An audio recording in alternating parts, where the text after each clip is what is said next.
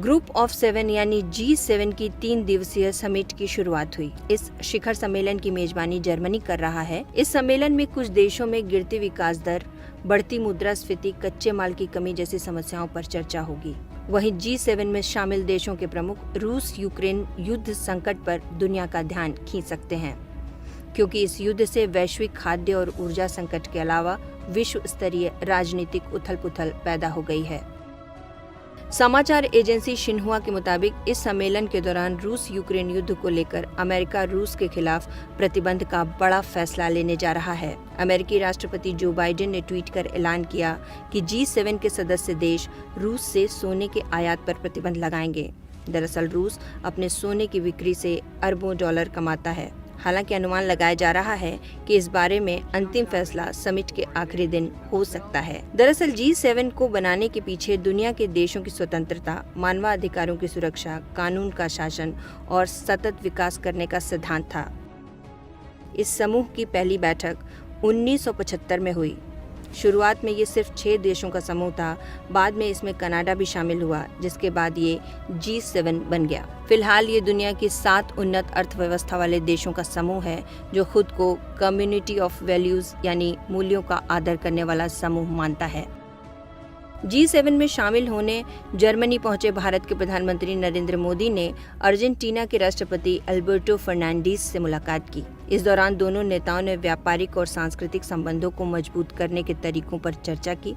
पिछले कुछ सालों में दोनों देशों के बीच संबंध काफी मजबूत हुए हैं और इसमें राजनीतिक, आर्थिक और सांस्कृतिक, वैज्ञानिक और तकनीकी सहयोग शामिल हैं।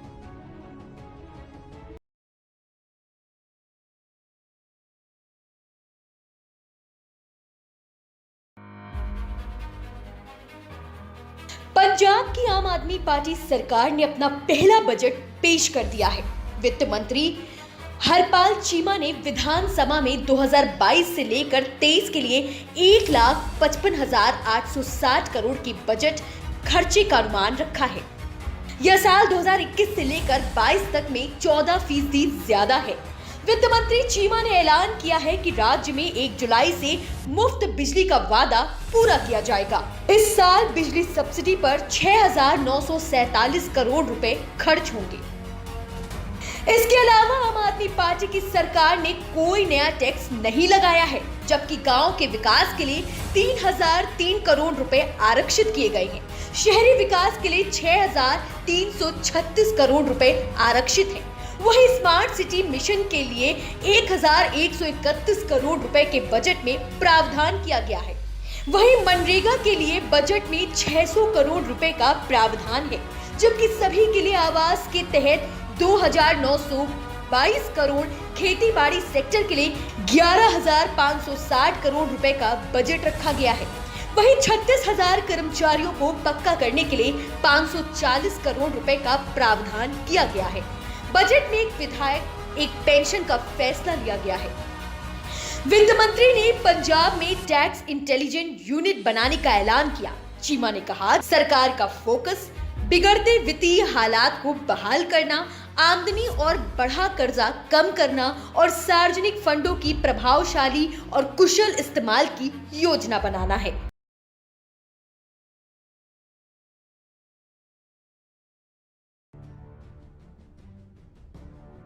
महाराष्ट्र में उपजा राजनीतिक संकट का मामला सुप्रीम कोर्ट तक पहुंच गया। एकनाथ शिंदे गुट ने विधायकों को नोटिस और विधायक दल के नेता के पद से हटाए जाने के खिलाफ सुप्रीम कोर्ट में याचिका दाखिल की। इस याचिका पर सुनवाई के दौरान शिंदे गुट की ओर से वकील नीरज किशन कौल ने दलीलें पेश की, तो सीएम उद्धव का पक्ष अभिषेक मनु सिंघवी ने रखा। एकनाथ शिंदे टीम के वकील ने डिप्टी स्पीकर की ओर से विधायकों पर की गई कार्रवाई को भेदभावपूर्ण बताया, जिसके बाद सुप्रीम कोर्ट ने मुख्यमंत्री उद्धव गुट के वकील से डिप्टी स्पीकर के खिलाफ लंबित अविश्वास प्रस्ताव पर कई सवाल पूछे। साथ ही डिप्टी स्पीकर के कार्यालय के सभी रिकॉर्ड भी मांगे। सुप्रीम कोर्ट ने सभी पक्षों को नोटिस जारी कर 5 दिन में जवाब मांगा है और अब कोर्ट इस मामले में 11 जुलाई को दोबारा सुनवाई करेगा। दरअसल महाराष्ट्र के मुख्यमंत्री उद्धव ठाकरे ने 8 बागी मंत्रियों पर बड़ी कार्रवाई करते हुए उनके विभाग छीन लिए थे और छीने गए विभागों की जिम्मेदारी दूसरे मंत्रियों को दे दी थी। जिसके बाद इस मामले ने तूल पकड़ लिया। इस सब के बीच महाराष्ट्र के राज्यपाल भगत सिंह कोश्यारी ने केंद्रीय गृह सचिव को पत्र लिखकर बागी विधायकों के परिवारों को सुरक्षा मुहैया कराने के निर्देश दिए। महाराष्ट्र की सियासत के कई आयाम सामने आ रहे हैं। एक तरफ एकनाथ शिंदे की टीम का दावा है कि शिवसेना के विधायक दल के 38 सदस्यों ने महाविकास आघाड़ी सरकार से समर्थन वापस ले लिया है और महाराष्ट्र की मौजूदा सरकार ने बहुमत खो दिया है, तो दूसरी तरफ प्रवर्तन निदेशालय यानी ईडी ने शिवसेना नेता संजय राउत को 28 जून को ईडी दफ्तर में पेश होने के लिए समन भेजा है। जानकारी के मुताबिक ईडी ने संजय राउत को जमीन घोटाले से जुड़े मामले में पूछताछ के लिए बुलाया है। शिवसेना प्रवक्ता संजय राउत ने ईडी की इस कार्रवाई को षड्यंत्र करार दिया और ट्वीट कर लिखा कि हम बाला साहब के शिव सैनिक बड़ी लड़ाई लड़ रहे हैं, हमें साजिश करके रोका नहीं जा सकता और ना ही हम असम का रास्ता इख्तियार करेंगे। इसी बीच मुंबई में एकनाथ शिंदे के घर के बाहर सैकड़ों की संख्या में शिवसेना कार्यकर्ताओं ने उनका समर्थन किया। महाराष्ट्र का ये संकट शिवसेना नेता एकनाथ शिंदे के साथ 38 विधायकों के समर्थन वापस लिए जाने के बाद शुरू हुआ। उद्धव सरकार के अल्पमत का दावा करने वाले शिंदे फिलहाल सुप्रीम कोर्ट से न्याय की उम्मीद लगाकर बैठे हैं।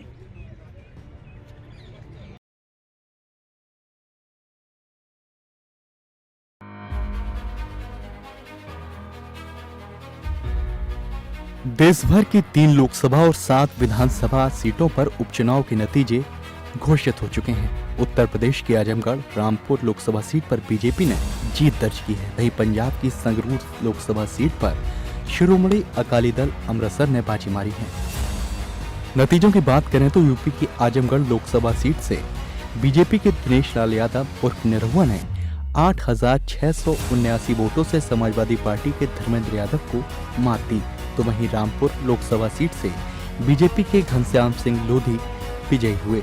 उन्होंने समाजवादी पार्टी के आसिम रजा को करीब 42 वोटों से हराया। वहीं पंजाब की संगरूर लोकसभा सीट पर शिरोमणि अकाली दल अमृतसर के सिमरनजीत सिंह मान ने जीत दर्ज की। यहां उन्होंने आम आदमी पार्टी के गुरमेल सिंह को करीब 6,000 वोटों से हराया। इसी तरह 7 विधानसभा सीटों पर हुए उपचुनाव के नतीजे मिले जुले रहे। त्रिपुरा के अगरतला से कांग्रेस उम्मीदवार सुदीप रॉय वर्मा, जुबराज नगर से बीजेपी के मलिन देवनाथ, सूरमा से बीजेपी के स्वप्न दास पॉल जीते हैं, जबकि टाउन बारदोवाली से मुख्यमंत्री मालिक शाह ने जीत दर्ज की। इसके साथ ही दिल्ली की राजेंद्र नगर विधानसभा सीट पर हुए उपचुनाव में आम आदमी पार्टी के दुर्गेश पाठक विजयी हुए। झारखंड के मंदार से कांग्रेस की शिल्पा नेहा तिर्की विजयी रही, तो वहीं आंध्र प्रदेश के आत्माकुरु से वाईएसआर कांग्रेस के उम्मीदवार एम विक्रम रेड्डी ने जीत दर्ज की। देश भर में जिन 2 लोकसभा सीटों पर हुए उपचुनाव की चर्चा रही वो रही आजम खान के गढ़ कही जाने वाली रामपुर की सीट और आजमगढ़, जहां पर बीजेपी ने विपक्षी उम्मीदवारों को मात दी।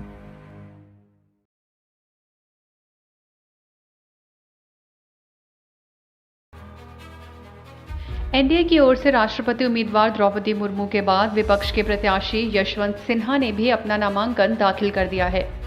सिन्हा के नामांकन के दौरान कांग्रेस नेता राहुल गांधी, एनसीपी नेता शरद पवार, सपा नेता अखिलेश यादव, जयंत चौधरी समेत विपक्ष के कई बड़े नेता मौजूद रहे। विपक्ष के उम्मीदवार यशवंत सिन्हा ने 1984 में भारतीय प्रशासनिक सेवा से इस्तीफा देकर राजनीति में एंट्री की और 1986 में जनता पार्टी ज्वाइन की। 1988 में राज्यसभा सदस्य चुने गए। जनता दल का गठन होने के बाद उन्हें 1989 में पार्टी महासचिव बनाया गया। 1990 से 1991 तक चंद्रशेखर सरकार में वित्त मंत्री रहे। उसके बाद मार्च 1998 से मई 2002 तक अटल सरकार में वित्त मंत्री का पद संभाला। 1 जुलाई 2002 को यशवंत सिन्हा को विदेश मंत्री बनाया गया। साल 2018 में बीजेपी छोड़ने के बाद 2021 में वह ममता बनर्जी के नेतृत्व वाली टीएमसी में शामिल हो गए। राष्ट्रपति चुनाव का समीकरण समझें तो एनडीए के पास कुल मिलाकर 5.26 लाख वोट हैं, जो कुल वोटों का लगभग 49% है।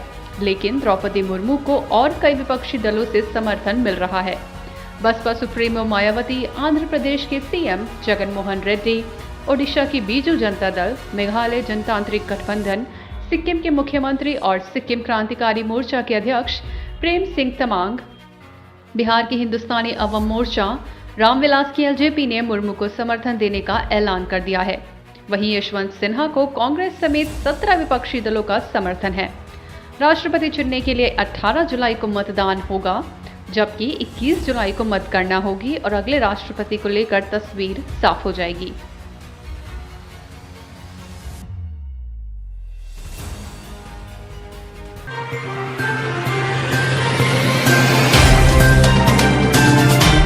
Subscribe now and press the bell icon.